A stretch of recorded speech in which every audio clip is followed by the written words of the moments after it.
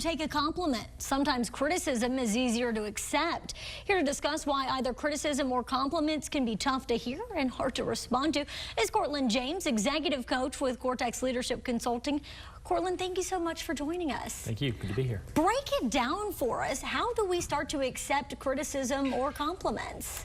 Criticism or compliments, they're both in the category of feedback. So it's just generally feedback. How we accept them is they've got to pass through three triggers first. We first have to decide, is it true?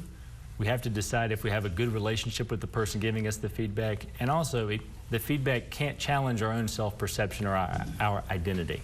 So let's start with a compliment. What should we do when we get a compliment? What's the best way to respond, I guess I should put it? First is say thank you. You can never go wrong with that.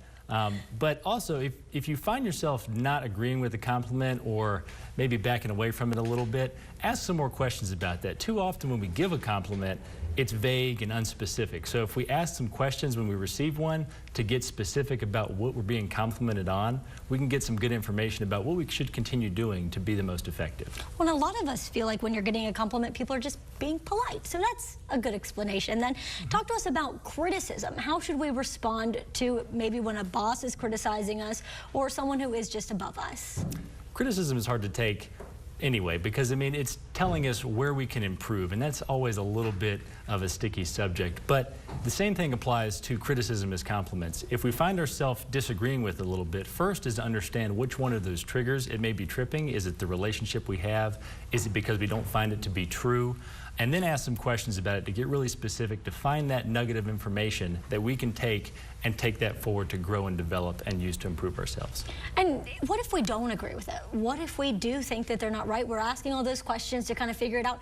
Is there a better way to respond after you've gotten past the point of questions to explain the fact that you do disagree with the criticism? Absolutely, and then disagreement, that can be a healthy space. Maybe taking a break from that conversation and coming back a day later to, I would like to bring this conversation up again, and also getting feedback from some other people to find out if that may be true, because sometimes if one person gives us feedback we blatantly disagree with, if we ask a couple other people and they all say the same thing, it may be something we need to consider a little bit differently. Either way, if I'm picking it up correctly, Courtland, the point is make sure you clarify. If you have questions, clear them up. Absolutely. Thank you so much for joining us this morning. Thank you. Jason?